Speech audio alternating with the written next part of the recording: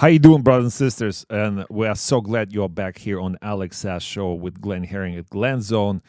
And today is a quick, funny episode because all of it is fun. Life is fun, and it's only funny if you click the subscribe button and the bell button and all the like buttons. Because if you don't, it isn't funny. Because if you don't click it, then I'll come to your house and I'll click it for you, and that won't be funny for anybody.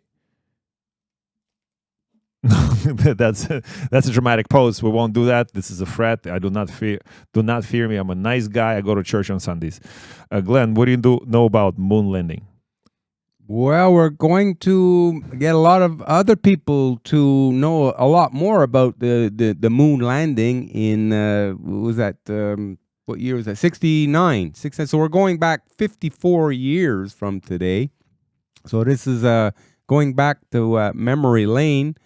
And we're going to have a lot of questions about things that just don't make sense according to their so-called moon landing.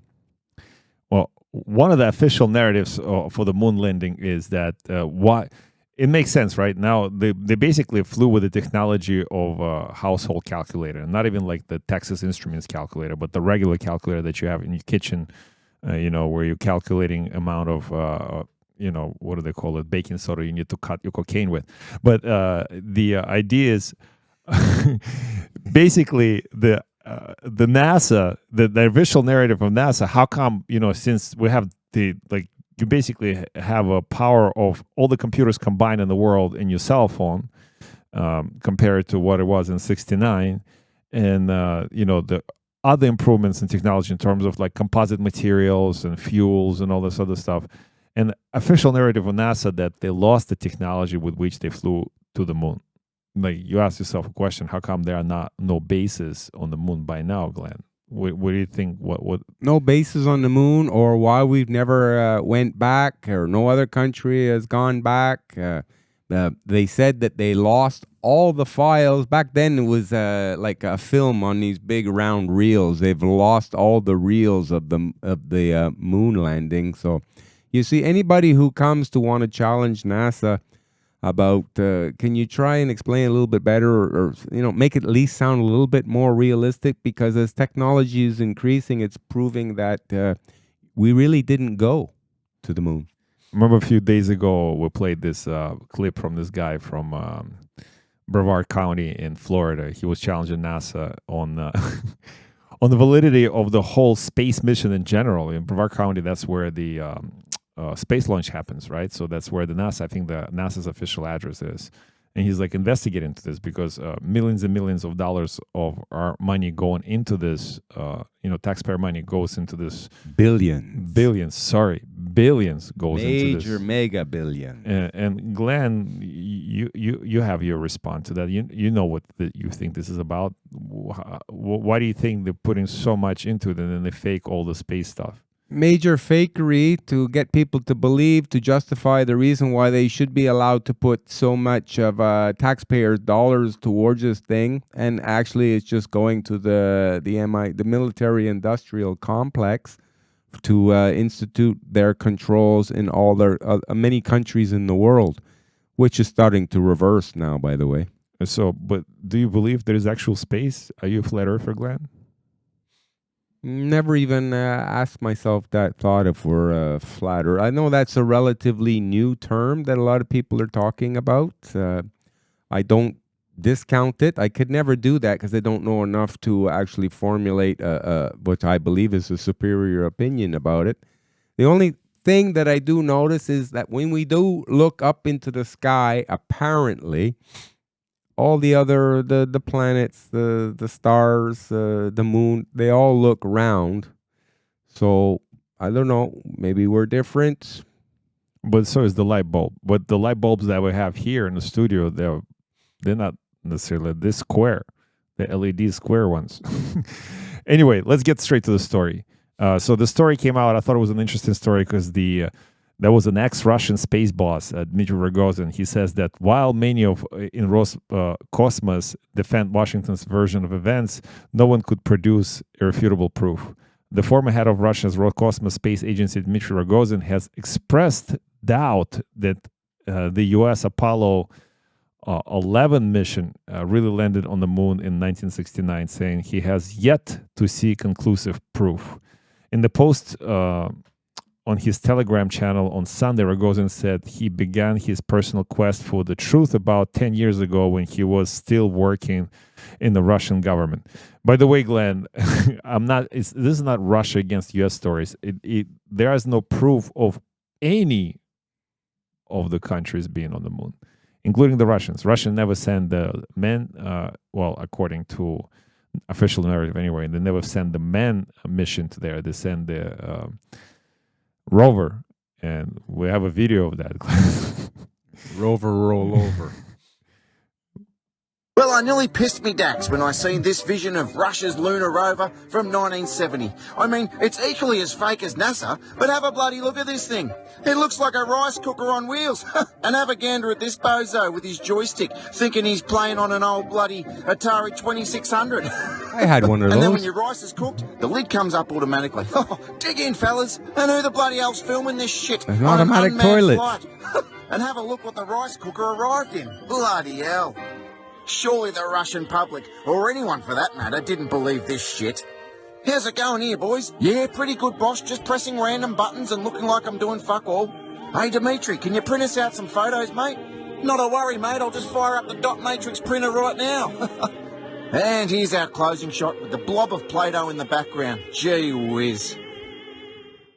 And that's, I guess, the point is, like, it's clearly a cartoon. Like, but at the time, maybe when it was sold or shown to the public, it looked real because, you know, for the whatever time, for whatever era it was, like, was it presented? I don't know if this information was presented as real one. It's like Building 7, you know, of 9/11. That went down on its own, right? Nobody demolished it. There was no controlled demolition. Yeah, that was controlled demolition, champ. A rectangular building, and you just see it come down. Perfect. Even people, that's what they do for a living. They say they didn't even know that was Building 7. And they say, oh, that was a nice demolition job. The people have done their job really good there. They planted the explosives in the right area to make it come down quite uniformly. So we do have a bunch of videos for you guys. You know, champ, like they were saying in 1969, like today there's more computing capability in the average cell phone than there was in 1969. Even in 1969, the calculator was like a primitive calculator. You needed these expansive mathematical formulas to get things pretty accurate. And just to try and do that today would be a feat. It would be a real challenge. So, you know, when they say that they've been to the moon in 1969, yet we've never been back, and even today they said it would be very, very difficult to make that trip, that little vacay. It's the same thing with the pyramids. Even today, with all the heavy technology, the equipment, and the engineering process, it would be difficult to replicate the pyramids today. It's a good point. So what if they did actually go to the moon, but they used technology they didn't want us to know about? I never even thought about that. Yeah, you just kind of opened my mind about something else. I was talking to somebody the other day, and he says, oh, there's already a whole bunch of people have colonized the moon. They're on the dark side of the moon. You know, I think they could make another song about that, the dark side of the moon. But not only did he say that, he says, and that was just on the way to getting to Mars. There's thousands and thousands of people living on Mars. And he says, what we need on Mars now are policemen because things are starting to get a little bit out of control. And he said it straight face, you know, this not with after drinking down a 6-pack or anything, straight. So I just looked and I said, okay, man, that's your world. What can I tell you? I don't know. Like, you have proof? I actually heard that before. Here's my feeling about this. Everything other than you and me, Glenn, anything that I can touch and feel, other than that, I'll consider demonic. And I don't mean like from the religious perspective, because there's no way like this. Okay, when you see, if we go outside right now and you look at and by demonic, again, I'll try to explain myself. If you go up in the sky, like right now, we'll look outside and you'll see a flying object of any shape. How do you know it is what it is? If it doesn't look like an airplane, if it doesn't look like a helicopter, if it doesn't look like a balloon, how do you know what it is? How do you know it's not a time travel device? How do you know it's not a machine from some different dimension? How do you know it's some hidden, government technology? We don't know answers to that. We don't. So like, what's actually going on other than this? Like, and I believe. Why do I say it's demonic? Because you also hear a lot of stories like of alien abductions and stuff like this. And then those people that continue being abducted and having those alien encounters, if they find Jesus and they pray that those abductions stop. Again, those are the stories and they come from some reliable sources. But again, this doesn't come from the primary sources, which is you. Till you experience something like this, all of those things are just stories. Right, Glenn? And the point is, how do we really know what's going on unless you experience it yourself? Yeah, it's all about perception control. They control your perception of what is real. How do we not know that this is all a hologram? Like the AI now we're starting to come up to a speed, knowing how quick the AI is changing everything, and they can use holograms. I mean, perfect people.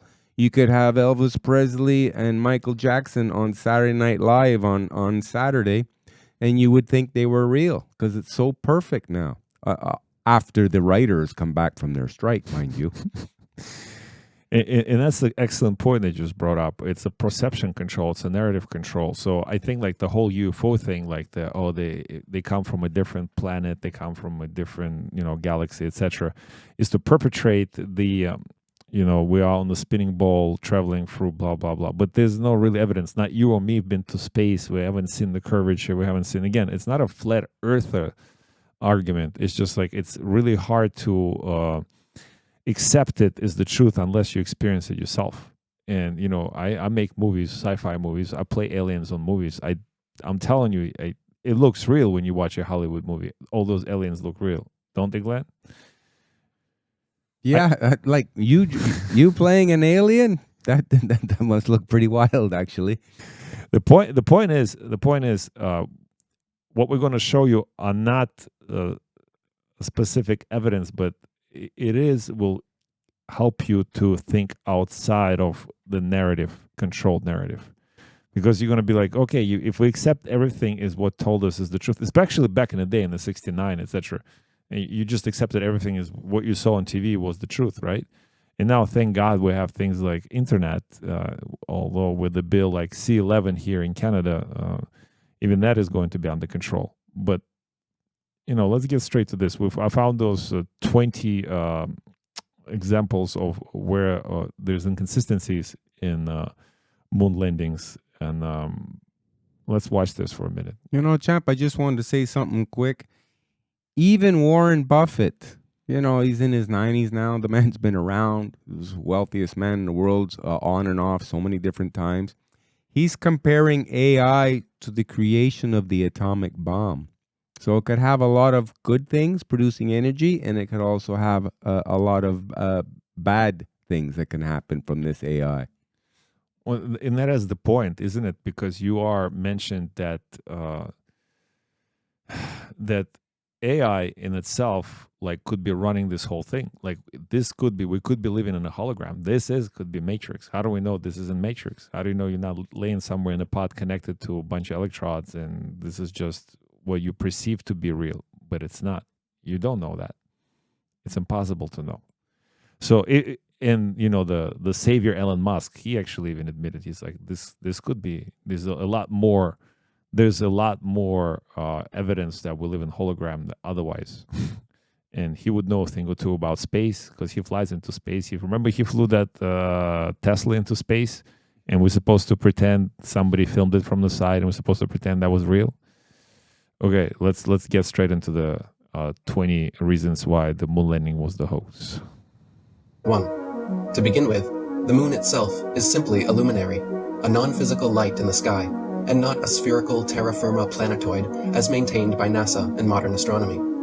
On clear days, you can see for yourself, during a waxing or waning cycle, the blue sky through the moon. On clear nights, during a waxing or waning cycle, it is possible to see stars directly through the surface of the moon. And during each new moon, the moon completely disappears from view and remains invisible for that 1 day per month. Even members of the Royal Astronomical Society have time and again recorded their confusion at being able to see stars directly through the moon. For example, Sir James South of the Royal Observatory in Kensington wrote that, quote, "On my first looking into the telescope, a star of about the 7th magnitude was some minutes of a degree distant from the moon's dark limb.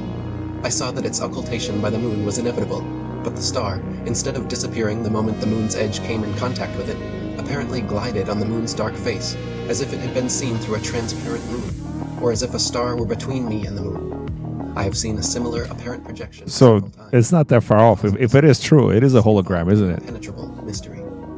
A star occulting a crescent moon has long been a popular symbol of Islam, was the symbol of the Ottoman Empire, is found on the flags of Algeria, Azerbaijan, Libya, Malaysia, Mauritania, Pakistan, Singapore, Tunisia, Turkey, and in the coat of arms of countries from Croatia to Germany, Ireland, Poland, Portugal, Romania, Sweden, Ukraine, and the United Kingdom.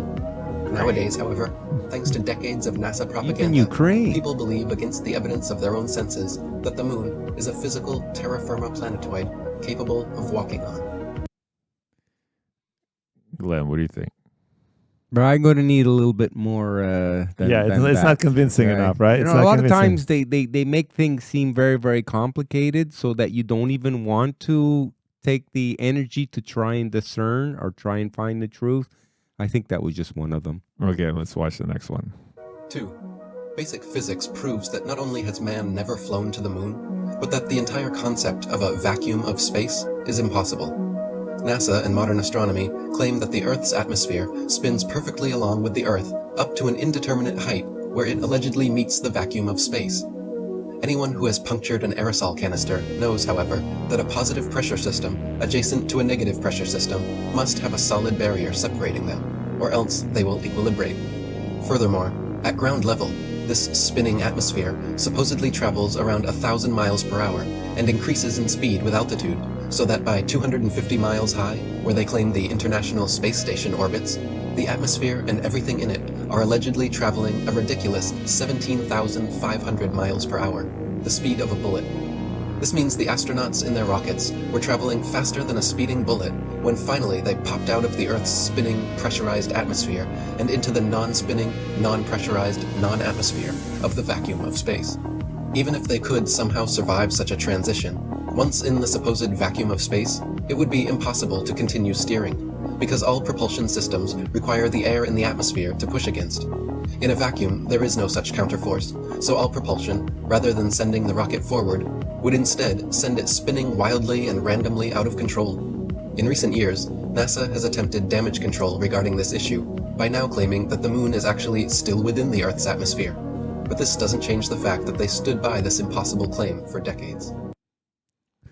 Of propulsion control, right? But physically, I believe, maybe I think the way the physicists use propulsion control, it's that the gas, whatever they use to propulse, it pushes against the rocket ship itself, like within the engine. So it's not pushing against the air. Oh, for steering purposes. Yeah, for the steering purposes. But yeah, because there's nothing for it to push against when so you're out of the atmosphere. It's like if you're sitting on the swing and you throw the ball. If you throw me the ball, you give yourself some force and you'll swing a little bit. But again, what do I know? I'm not a physicist. And then once you're outside of the atmosphere, you have the Van Allen radiation. Yeah, belt, let's watch right? this. We have the video for that. That's too. coming up too. Yeah, it's coming up too. Radiation claimed to exist in space, especially through the so-called Van Allen belt, was far too strong for the astronauts' flimsy suits. Starting at an altitude of 1,000 miles up to approximately 15,000 miles, NASA claims there exists a deadly band of radiation that would kill or seriously injure anyone passing through in a matter of minutes. One Russian study stated that the amount of radiation present on the moon would require astronauts to be clothed in 4 feet of lead in order to avoid instant death. I wouldn't trust that Russian study. A physicist said they would need at least 2 meters of thick shielding around them at all times, yet we see them on film bouncing around the moon in their 2-inch thin suits. Even James Van Allen himself continued to state until his death in 2006 that there was no way humans could survive the 90-minute journey through and another 90-minute journey back through the radiation belt without being completely encased in thick lead shielding. That sounds reasonable. Yeah, that's an argument for. I would say that sounds pretty good. That sounds pretty good. Let's do that. 4. Temperatures on the moon supposedly range from 279 degrees below zero during the nighttime, which is far colder than even Antarctica's coldest winter, and up to 243 That'll give you degrees shrinkage. above zero at lunar midday, which is hotter than boiling water. NASA claims their special suits were fitted with both heating and cooling systems, but nothing which could come close to withstanding these incredible temperatures. The suits were also supposedly pressurized to keep the vacuum non-pressure of space from bursting their blood vessels, but they clearly have deep creases and wrinkles all over. Astronauts in true pressurized suits would look like the Michelin Man, bubbling out and very inflexible. Also, it is impossible for the Kodak film in their cameras to have survived these extreme temperatures without melting or freezing. That's an interesting point. Yeah. Back then, that's what it was all film. That's right. 5. In images from Apollo 11, Buzz Aldrin can be seen wearing different color gloves and different length boots in pictures that were supposedly taken within minutes of each other. For example, in photo AS11405873, Aldrin is wearing high boots and dark gray gloves. But just 2 pictures later, in AS11405875, he has changed into smaller boots and white gloves. If Buzz was really in the vacuum of space in a pressurized spacesuit, he certainly would not have had time or reason to depressurize and repressurize his suit just to make these fashion adjustments. Yeah, no continuity. Somebody in the costume department should have got fired. Buzz Aldrin, also a little bit of extra news. He was a 33-degree Freemason. He is. Is he still alive? Yep. 6. None of the Apollo missions brought any extra studio lighting with them on the lunar lander, so the sun should be the only light source on the moon and in all pictures taken there. In this case, the light should only come from one direction and all shadows should be cast in the opposite direction. However, in dozens of official NASA photos, there are shadows being cast in up to 3 directions simultaneously, often at up to 90-degree angles, which can only be the result of multiple light sources not present on the moon. For example, in Apollo 14 photo AS14689486, the shadow of the lunar lander in the background is being cast at a drastically different angle from the rocks in the foreground. Obviously, they didn't have our studio LED lights. That would have got rid of a lot of problems like that. Shadows. See, so we do have technology, so we didn't lose it. We gained some technology. We can fake the moon landing, and I think that's if there's going to be another moon. Well, let's continue watching. That's all my. I don't know. Like I said, I more closely believe that we live in some sort of kind 7. of Many hologram. pictures purportedly showing the sun, as viewed from the moon, are clearly just studio spotlights and not the sun. Apollo 12 photo AS12466765, for example, after computer enhancements, reveals a large light bulb in the center of the sun. After being thoroughly dissected by many researchers, NASA actually removed the high-resolution version of this image from their Apollo gallery. Apollo 11 photo AS11405935 also shows a conical spotlight effect extending from a light just out of frame that is clearly not the sun. Yeah, like those are hard evidences. Like I don't know, man. Like I don't know what those pictures was all about. This picture could be taken anywhere, and it's like, oh look, I took a picture of the light bulb. I don't know if that came from the official NASA footage or anything like this. I would have to believe and trust the source, right?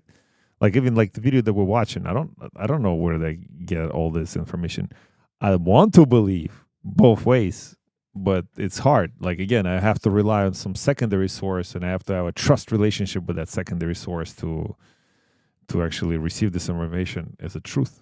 That's why you're here with the G-Man, big guy. I could take care of that for you. 9. Computer enhancements of many NASA images reveal photo manipulation and evidence of studio trickery. For example, as the Apollo 17 lunar lander lifts off, photo AS17-151-23201 shows a clear shadow being cast on the ceiling of the studio. Similarly, Apollo 14 image AS1464-9089, when yellow and blue are subtracted from the chroma scale, shows what can only be studio lighting reflecting off a black background. Another Apollo 14 photo, AS1466-9306, shows shadows of reticule crosshairs suspended in air over a print underneath, proving it doctored and not an original as claimed. Apollo 12 image AS12-497278 clearly shows several studio lighting lens flares caused by multiple overhead lights, and Apollo 12 image AS12-487071 shows what appears to be an overhead light reflecting in Alan Bean's helmet. Again, I don't know. This is 10. Computer enhancements done on images of the Earth taken from the Moon reveal clear photo trickery. By gradually removing the hues comprising black from the backgrounds, a bright rectangular artifact appears around the Earth, proving it to be a composite image. For example, Apollo 11 photo AS11-446642, when manipulated in Photoshop, shows a distinct separation line where the Earth was added into the image.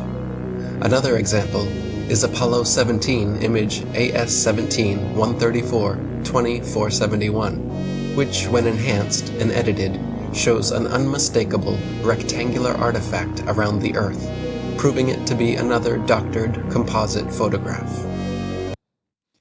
I'm not a professional. Again, it looks real to me, but if I know myself, what if it's just if you like do this to every picture, right? And this is what it comes out to. Maybe this is just the artifact that's present there.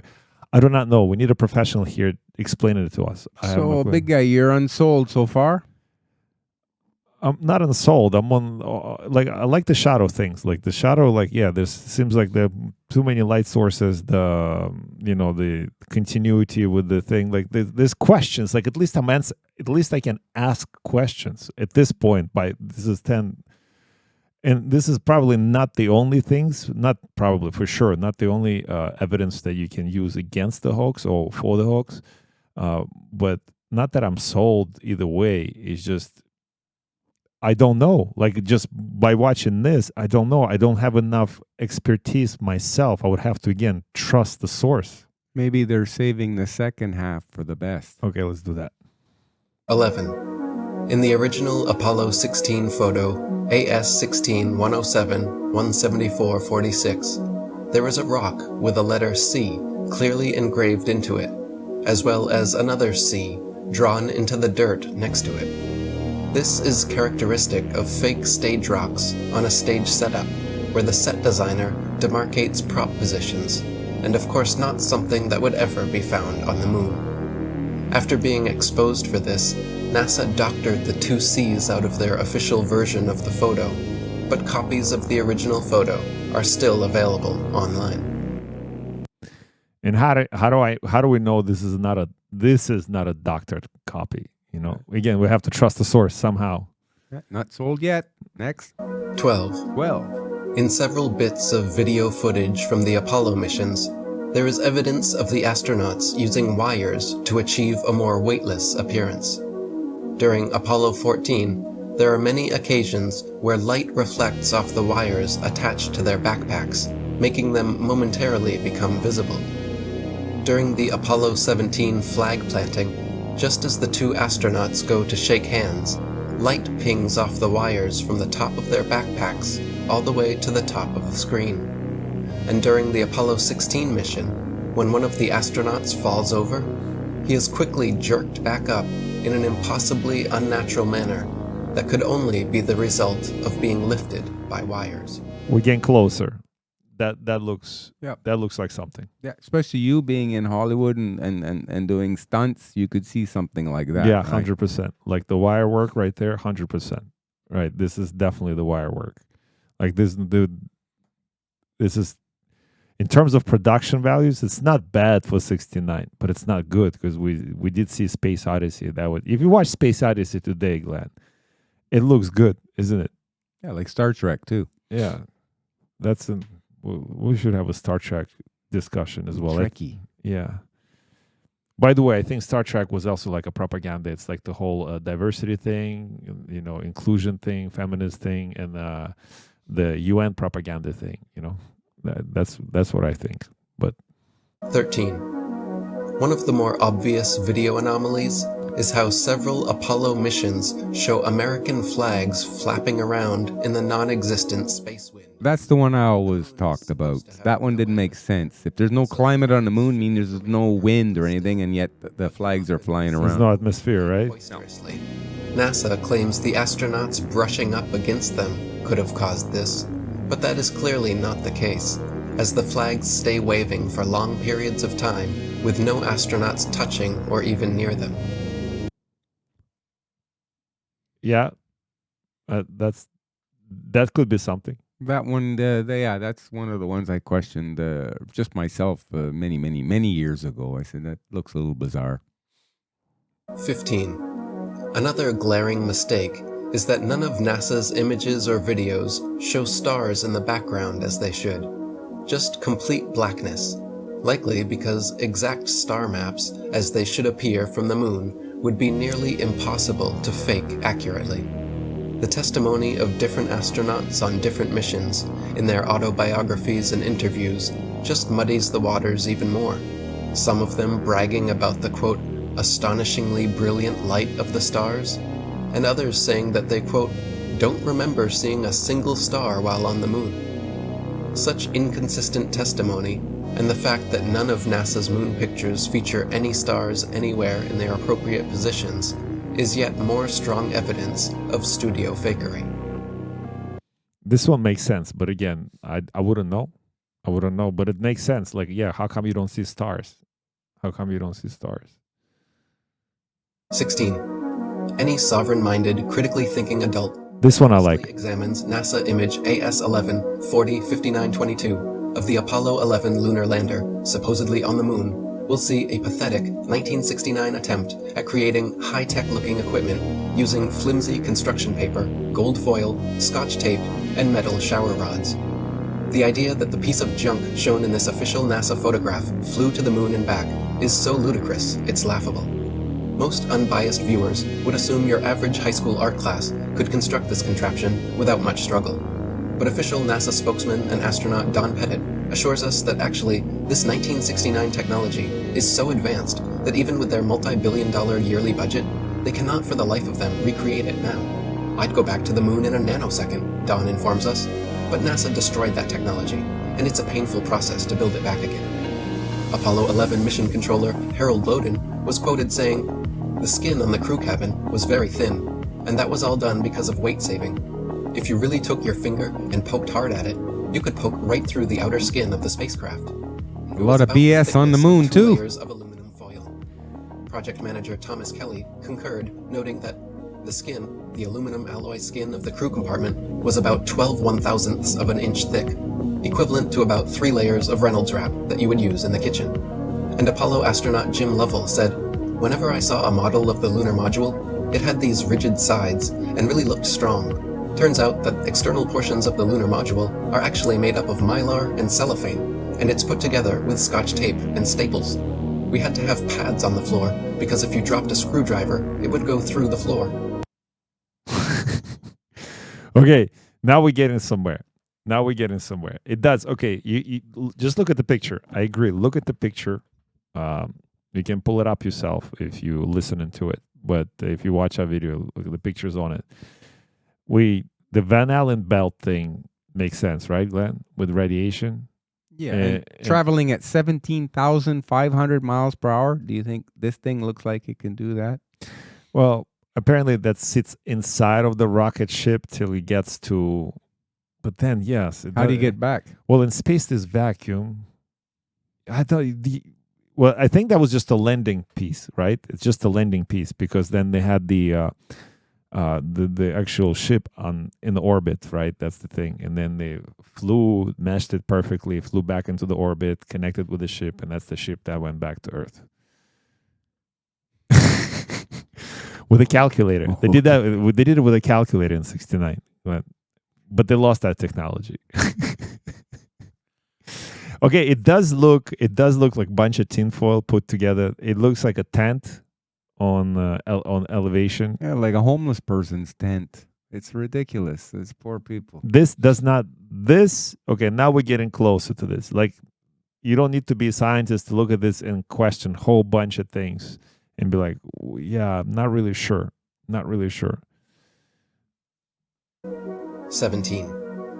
Apollo 11 image AS11 40 59 26 That's a shows good one. close-up of the footpads of the lunar lander without a speck of dust on them and without a burn print or crater under its 10,000-pound thrusters, as if the LEM was just gently set down in place by an overhead. That's why Buzz Aldrin changed his boots. They had dust on them. Worried about the lander falling into its own massive burn radius, yet there it sits, with no burn print and spotless clean pads. Even the astronauts' boot prints made deep impressions in the ground, but somehow the lander's thrust of 2,500 newtons left not a trace, no blast hole, and no dust on the pads. Okay. We're getting closer. I'm getting intrigued. 18. During the Apollo 11 mission, Richard Nixon made a historic phone call from Washington, D.C. Okay, to it's Neil fake. Armstrong As soon as you off- mention Nixon, that's showing it. both All men over. live on I am not Sputnik a TV. crook. I am not a crook. AT&T Yeah. Archive states that the call, quote, went from the Oval Office in Washington, D.C. to Houston, where it was routed into space via mission control through the capsule communicator. Even with today's far superior telecommunications technology, and at far shorter distances, there is a necessary delay, at least a few seconds in both directions. Yet when Nixon and Armstrong spoke, there was no discernible delay whatsoever. He had the hotline. Direct. Yeah, that again, the technology of calculator, but the communication was impeccable. Yeah. 19. Another solid proof of NASA's lies came with examination of the many supposed moon rocks given to museums the world over by Neil Armstrong and Buzz Aldrin. Shortly after Apollo 11, private investigator Paul Jacobs reported asking the U.S. Department of Geology head whether he had examined the moon rocks. Yeah, if but he again, could like we verify have their to rely on expertise of some third parties. Like it's hard to take this evidence for, without grain of salt. I don't know. Knew all about the cover-up. More recently, in 2009, curators at Amsterdam's Rijksmuseum investigated their moon rock personally given to them by Armstrong and Aldrin in 1969, only to find that it was actually just a worthless piece of petrified wood from Earth. Champ, to make the story sound more real and authentic, why wouldn't you use a meteorite as a moon rock? Something like that. Just to give it more of a, okay, that's true, okay. Even that is a stretch. I don't know. I really don't know, Glenn. 20. Not only is the entire video record fraught with fraud, but after years of ignoring Freedom of Information Act requests, NASA finally officially claimed in 2001 that all the original Apollo 11 videos had conveniently disappeared from their records so no one could analyze them. They would have us believe that they spent over $30 billion, a decade of unceasing preparations, then succeeded in the most historical achievement of mankind, but accidentally lost the video evidence. Those blurry, ghostly, black and white images shown on TV were purposely lousy, because NASA insisted at the time that all TV networks must broadcast directly from a big screen display in their operations room, a mandate which all the major networks accepted, and so what the public saw was just a video of a poorly magnified video, and now it is impossible to watch or examine the original. Not only have the Apollo 11 videos disappeared, but NASA claims to have lost all original audio tapes from the Apollo missions, and that their contractors have lost all prints and plans for the lunar rover, LEM lander, and Apollo ship engines. This is no different than a school child making excuses about a dog eating his homework when asked to show proof. The preponderance of evidence is stacked so high against NASA that anyone who honestly and unbiasedly investigates the so-called moon landings comes to the same undeniable conclusion. All of the Apollo missions were faked on Earth, using a variety of Hollywood. Maybe. What do you think?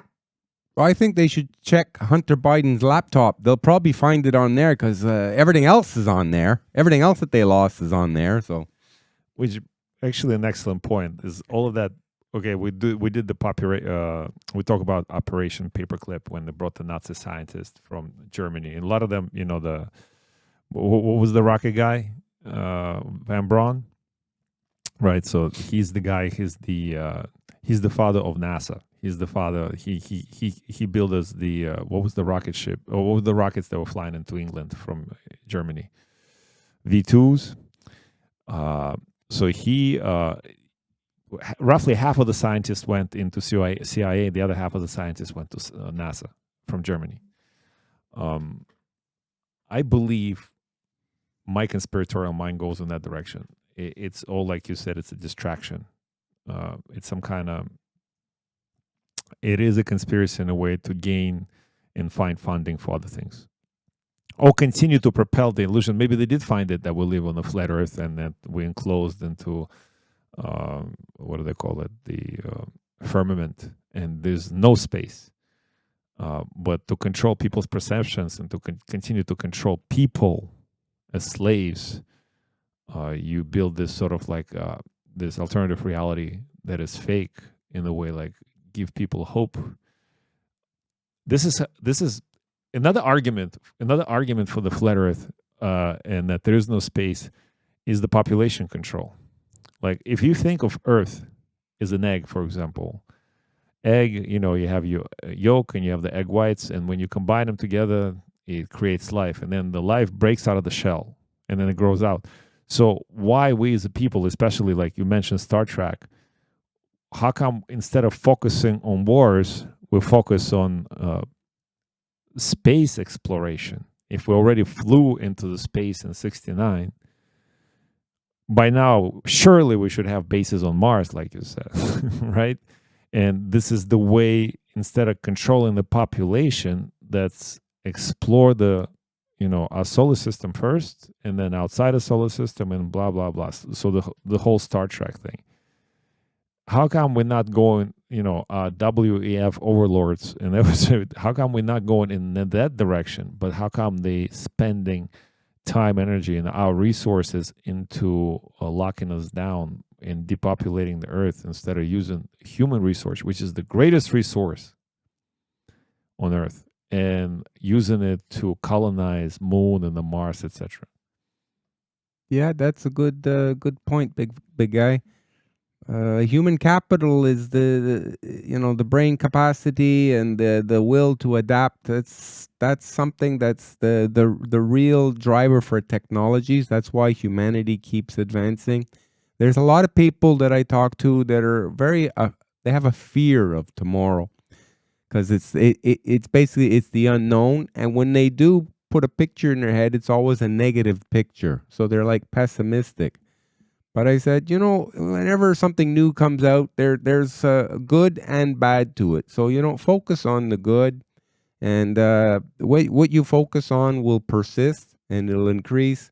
And this gives you another reason to go through life with a purpose, smiling, you know, and telling other people about it, trying to convince them to not be afraid of everything.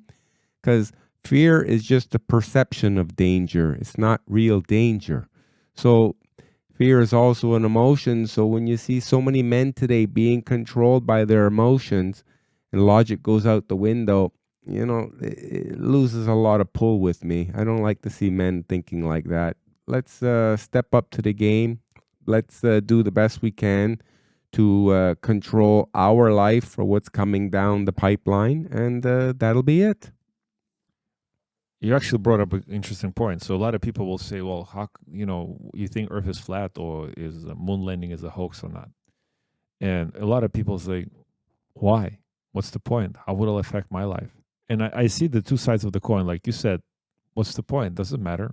Like, I'm not going to the moon. We don't have technology for me to go to the moon. This is not affecting my everyday life. I cannot control this. I'm going to focus on what I can control, which is my reactions, my emotions, my discipline, my daily routines, etc., etc. I can control my immediate surroundings. not even so in control, but I can influence and impact my immediate surroundings, my family, my neighbors, my friends, my coworkers, etc. And I can impact them for the better. And hopefully, as I impact them, they can impact their surroundings and so on and so forth. But to a lot of people, I think that's why my original premise that whole moon hoax, landing and flat Earth and UFOs and all that, it's a distraction from what is real. And like you said, what is real is to keep peace within you. And you can't keep peace within you if we're constantly divided and, pinned against each other, Glad. Yeah, peace, structure, organization, positive viewpoints of the future, and being more tolerant towards each other, because compatibility, like I said earlier, has been engineered out of people, and they've done that through the differences like skin color, nationality, religious beliefs, Gender. male, female, genders, so it's a free-for-all of how people think. Some people, they're not thinking too well, obviously, the binary and non-binary and they, thems, and it's just, that's a little bit extreme. Personally, I think it's people will do anything to get noticed or get attention and validation. That's the... There's a narcissistic sociopathic traits. That's right. And that seems to be the real pandemic that's circulating the globe right now. So that means we all are sick? Not all, but a lot. Not all, but a lot of us need help. We need help at a young age, and they're not getting it. So this problem manifests and grows. And not only that, this problem is being encouraged. Mm-hmm. So here, that you can get away with that for a little while, especially when times are easy. But when times get a little bit more challenging, let's say economic and people's way of lives are being challenged, then they lose the ability to be compassionate about other people's so-called feelings and belief systems, and they gravitate towards more what's realism. And this is actually interesting. We're going to close on this. Discernment, right? How to use discernment. There's so much information. We just showed you a whole bunch of information. You really have to have some kind of expertise. And you may buy into a couple of those examples and be like, yeah, that makes sense. But the rest of them, they don't make sense to you because you really have to trust the source, including us. How do you know what you see in is truth? But again, none of that really matters, but except your own personal stuff, your own personal life. And the discipline that we get from that, it comes from somewhere. Like the good values, the ethics, and they don't come out of nowhere. Basically where I'm going to, you can always read the Bible. And it's an old book, not from the religious perspective, but there's a lot of parables in there. There's a lot of things that have been predicted. Things like Babylon, Isaiah, for example. You can read Isaiah right now, and it'll tell you about the past, the time of Jesus, and the present time in terms of prophecy. And this is where we're living now, and nothing that we experience now hasn't been done before. Just go back to a good book, read it. It'll give you some examples of how to address basic issues in your life, how to be kind and loving and forgiving towards each other. And let's start with that. And here's a method of discernment I'm going to finish with. If the thing that makes you feel good about it, good about yourself, and you want to share it from the perspective how it made you grow, how good it made you feel, how good you feel, if you feel loved, kind, and you feel good enough about it to share it, then it's probably a good thing. But if the thing that brings you down, tears you down, makes you afraid, makes you depressed, it's probably not a good thing. Stay away from that thing. Glenn, any last words?